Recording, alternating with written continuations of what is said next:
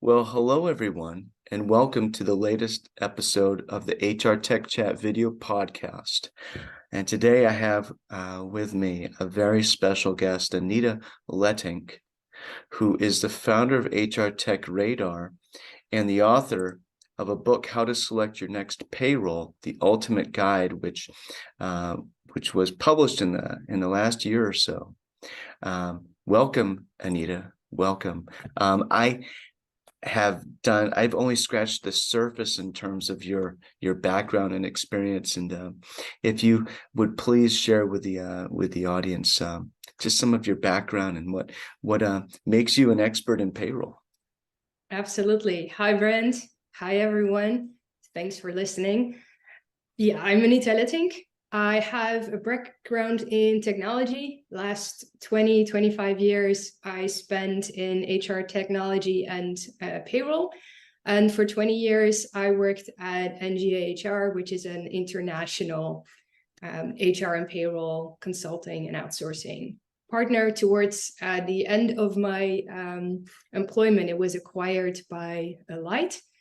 And then I thought, I'm going to fulfill a long-time dream and become an independent and work with HR tech startups and scale-ups and advise companies. And I do a lot of keynotes on the future of work, on conferences, and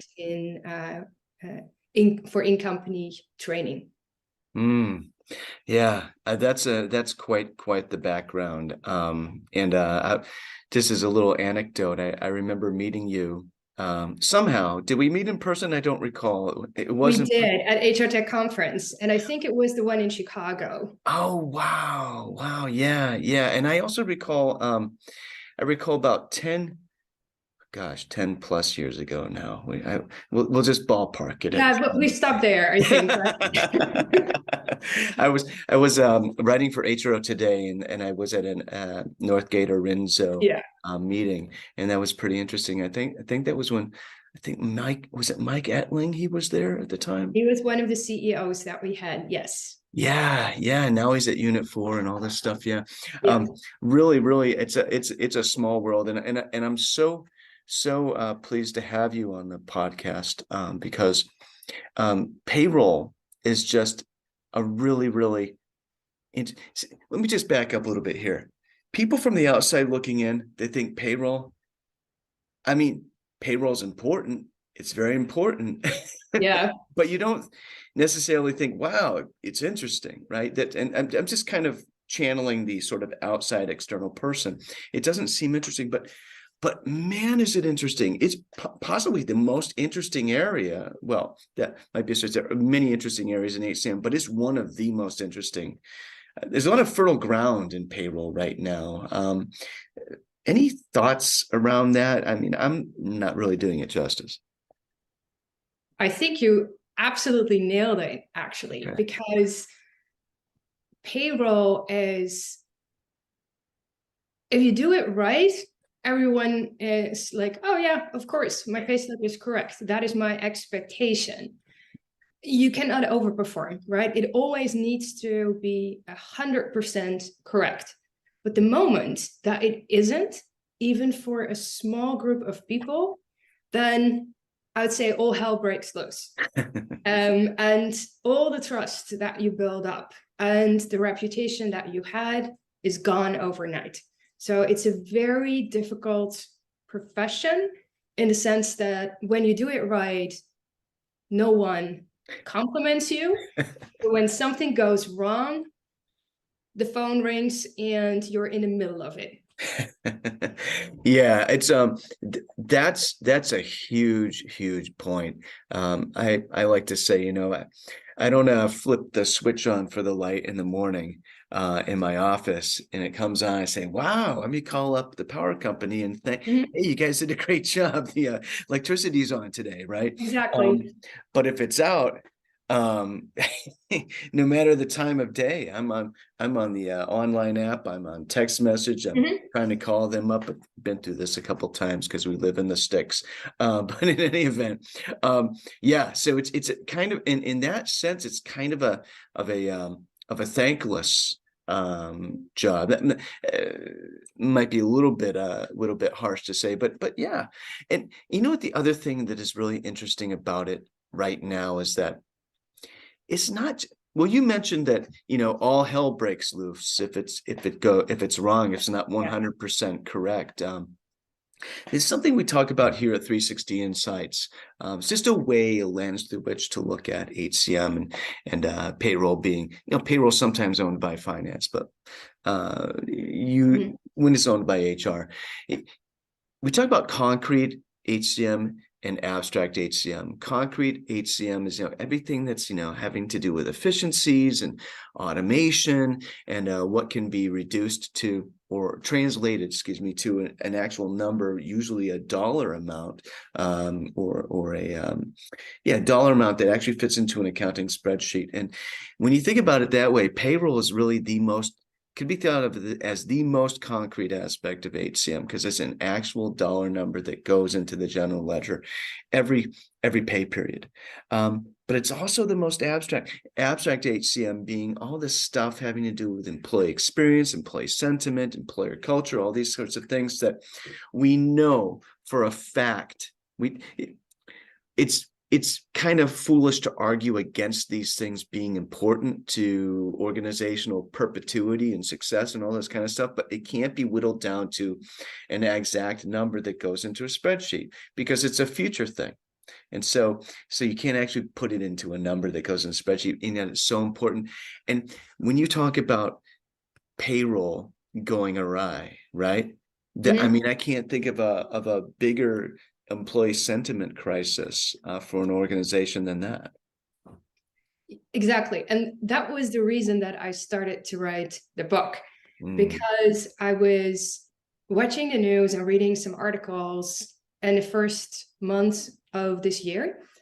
And I noticed that a lot of payroll problems hit the news, where companies moved to a new system and after go live were unable to pay people correctly. And in some cases, the result was that, of course, people could not pay their bills, had to loan money from family, or even ended up at the food bank because they had no money in the bank, especially if you live paycheck to paycheck, or if you're an hourly worker. And then the fact that you have no new income is a big problem. And so I started to look into it because I was just interested at that point. What is going on here? And at first I thought, okay, maybe there's one vendor and they don't have enough people because of the labor shortage, and so their go lives go wrong. But that wasn't the case. And then I thought, oh, so maybe it's a solution that is maybe not fit for purpose, and some people migrated onto that and they went live on it, and it's just having problems. That wasn't the case either.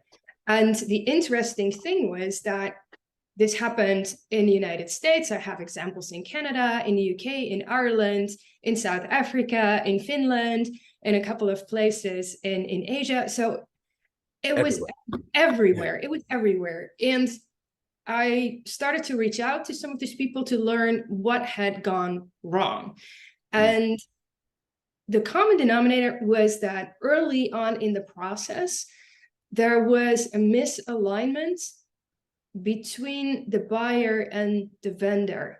And if you do not catch that early enough, simply because you don't understand each other well, you don't talk the same language, then that hits you later on, right? You make butterfly effect. Yeah. Right. You make assumptions about the other party doing stuff that you should do, or vice versa. And so it isn't done. And so you aren't ready by January 1st when you want to go live, or March 1st, or whenever you want to go live.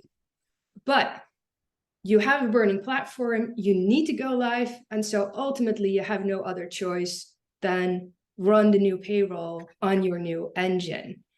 And that meant that I thought that this is something that I can do, something about, because I know a lot about payroll. I know what happens in the first phases and during the sales process.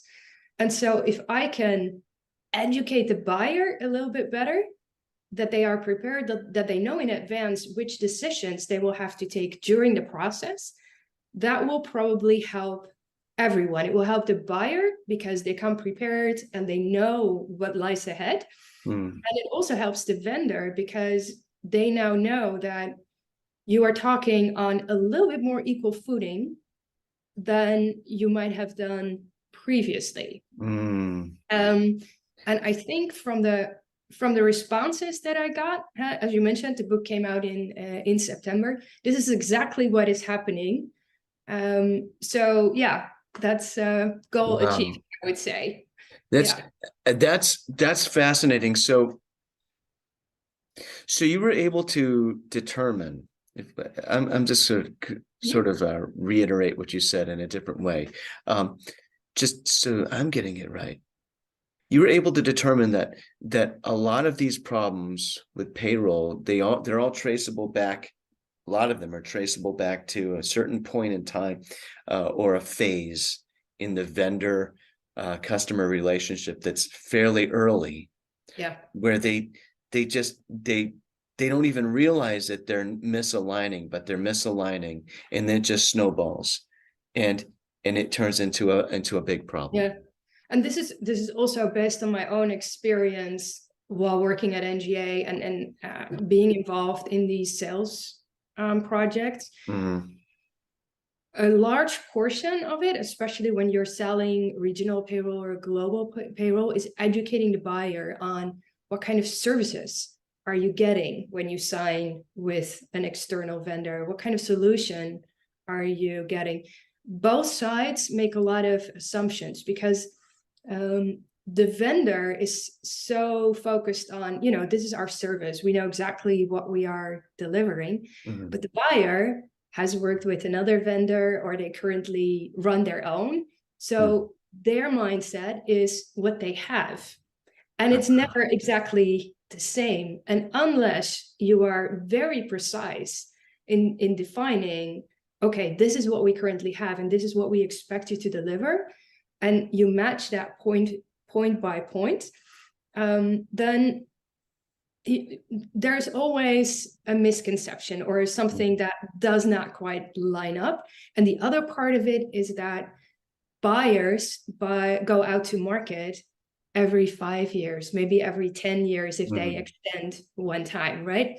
So the experience that they have is from 5 years ago. Yeah. But in the meantime, everything has changed. And if it's 10 years ago, a lot more has changed. Yeah. And vendors, they sell this on a continuous basis. This is their thing, right? This is their expertise. So they have an enormous knowledge advantage over the buyer. And I try to bridge that gap a little bit so that buyers are more aware of what makes a difference and how can you be successful? What are the things that you need to decide on early? What are the things that you need to ask for? What are the steps that you need to take during the process? And I don't imagine that I will completely, or that my book helps these problems completely disappear, but I hope that it brings the vendor and the buyer a little bit closer together so that they talk about the same things, and when they don't, they realize that they don't talk about the same things. Yeah, well, awareness is incredibly important.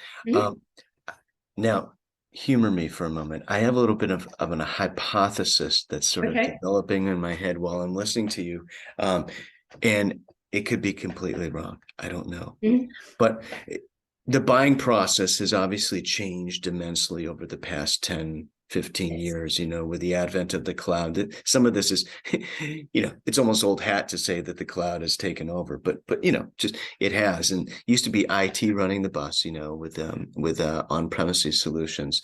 I insist on calling them on-premises, not on-premise, but anyway, this is an aside.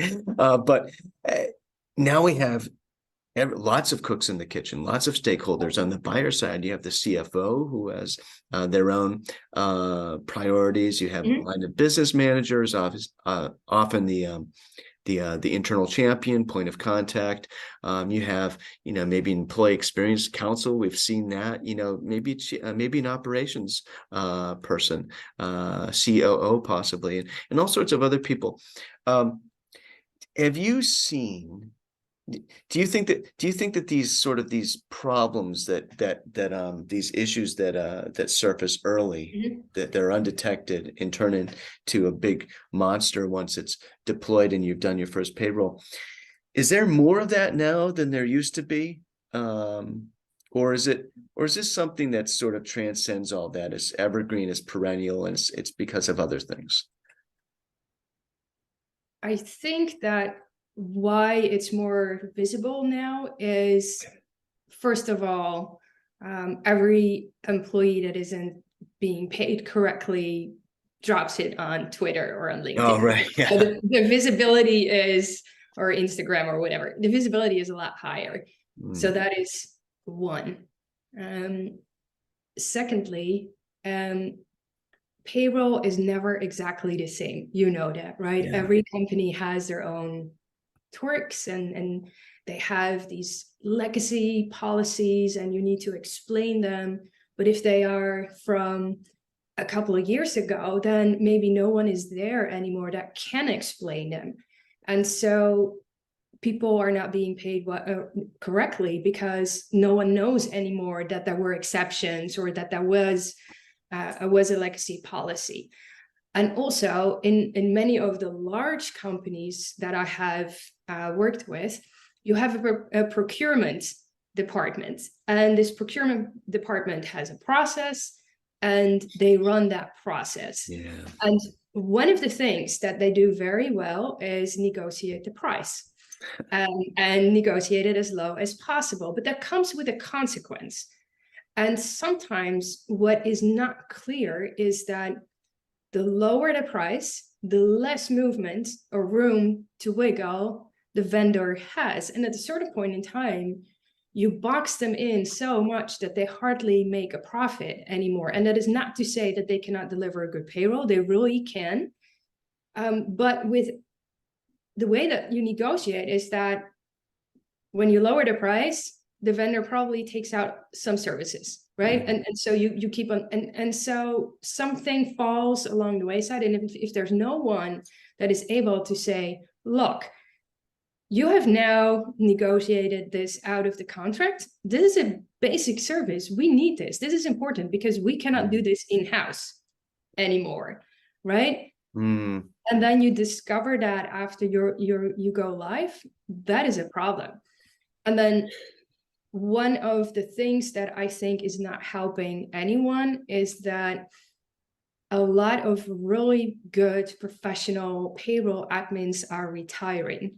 And there's no one within companies that are able or willing to take that over. Companies say, okay, so-and-so is retiring. This is the moment that we bring it all externally. And if you do that, you lose knowledge. And so if you then move from one provider to another, then it is really hard to understand what exactly you are moving, because no one knows the intricacies and the details of payroll anymore. And as you know, the devil is in the details with payroll. It always is. Yeah. I'm hearing, there's a difficulty in paying it forward in terms of legacy IP when it comes to the payroll department. I'm hearing that there's a talent pipeline problem in payroll administration right now. And what I'm also hearing is that what I'm inferring is that payroll, the people actually run payroll, need to need to step up their game. That might not be the right way to put it. They need to ensure, they need to be very vocal during the buying process so that other stakeholders that have sort of intrinsic control over the process don't take over. Yeah. The procurement department, which really doesn't know much at all about actually processing payroll. What a travesty if they're sort of driving the process and the payroll leadership doesn't have strong input into that. That's what I'm hearing. Exactly. Yeah. In this case, you really must listen to the expert. You mentioned that problems with issues with payroll gone wrong are more visible today, sort of in aggregate, in the macro, because of social media, and it sounds so cliche, but it's true. Your payroll goes wrong and your employee goes on Twitter and drops a nasty tweet about it, and oh gosh, your employer brand is all of a sudden starting to there's a chink in the armor right away. Yeah. We were talking previously online, and you mentioned demographic skills and automation being, I think I have that right, sort of a trifecta that's sort of affecting payroll, and this to me seems like a good place to pivot our conversation a little bit to talk about how the dynamics of payroll vis-a-vis the workforce. Like, how is this changing? It used to be that just for viewers, I'll just kind of give an possibly a very clumsy overview, but my understanding is that we've moved beyond payroll just being this thing that that's in the background even for employees, right? It's get it right, make sure it's right, and then everybody's happy, and then nobody talks about it. We've moved beyond that, where even if it's wrong, it's kind of quiet in the background. You can take care of it. It's an internal real headache, but it doesn't necessarily get out into the wild there. But now we're in this situation where it can actually spread like a wildfire, sort of the negativity, A, and B. The other side of the coin there is that payroll is becoming much more of what I've heard is that it's becoming more of an experience than a sort of a regular occurrence. Maybe you can speak to some of that. Yeah, I think that first of all, you see a lot of different people in the workforce now. In the past, it was very much you are a full-time employee or a part-time employee, but you have a job with an employer. And what you see a little bit as a result of a pandemic, where people started to rethink their priorities, but also because people are now starting to understand that a permanent job, well, it sounds nice that you have a permanent job, but when companies have problems, especially when they have financial problems, you lose your job anyway, right? You might get some more money, but a permanent contract is not a guarantee. Yeah. And so that means that this notion of I have a permanent job, so that means I have a guaranteed income, has also suffered somewhat. And especially among younger people, I would say, you see that they are diversifying income streams. And that means they might have a job for 3, maybe 4 days a week, but that covers the basics. They pay their mortgages and food and insurance and their car payments out of that. But all the extras come from additional activities, as I would say it. So maybe they have a store on Shopify where they sell arts and crafts, or maybe they work on a startup. And so the whole notion of one employer, one income is really under pressure in a lot of situations, and especially among the workforce, I would say below 35. They have a completely different view. And then, of course, there are a lot of people that cannot make ends meet on one job, and they need 2 or 3 jobs just because of low income, and they need more jobs to cover even the basics. So you see all these variations that are putting this I have one job with one employer that gives me one income, that is really under pressure. Interesting. And so this is transforming the very concept of what payroll is. Yes. Yeah.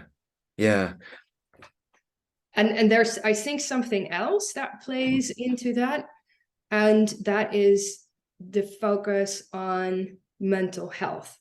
Okay. And what some research has uncovered is that often mental health problems are caused by financial problems. Because if you do not know how you will pay the bills this month, and you sit at work, or you are at work and you're constantly thinking, oh, where will I get the money to pay my mortgage? Well, where will I get the money to pay my rent? You are not a productive employee because you have other things on your mind that take precedence over work. And so where in the past, employers would pay people and that was it, right? You did not cross into the personal domain of an employee. You see that line disappearing, with employers offering all kinds of financial education, sometimes apps. And I also see in the startups and scale-ups that I'm working with, a lot of focus on support solutions that employers can offer to employees to help them manage their money, manage their spending, maybe help them budget, and be more in control of what they earn. And the interesting thing about that is that while the employer might offer that, you can also then add the income that you get from others. So it's not only for what you earn with that one employer, you can add your one or two other income streams, which I think is because, and that gives you then a holistic picture of what you are actually making and how much you can spend. Oh yeah. I that's making sense. You know, what I'm also hearing here is that employers, or paying, let's call them paying organizations, right? Because you know, I think you make a good point about sort of the evolution of the idea, especially in the younger generation, the evolution of the idea of having a permanent role. Permanent role. I prefer to call it maybe full time, because nothing's permanent. But to me, I'm hearing that paying organizations can help to mitigate some of the mental unwellness that's traceable back to financial hardship, by practicing empathy, and empathy in the form of financial wellness services is one way to do that.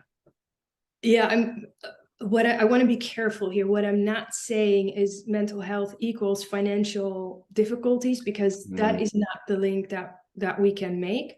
But what we do know is that when people have mental health issues, let's say half of that, or sometimes more than half of that, come from financial issues. But then, of course, there are also, I want to be very clear on this, very careful on this, there are also mental health issues that are completely separate from financial issues. Yeah, thank you for adding that clarity there. I think it does, however, seem to follow that if employees are if you have what's called them contributors, not employees, right? If you're a paying organization with a contributor who is experiencing financial,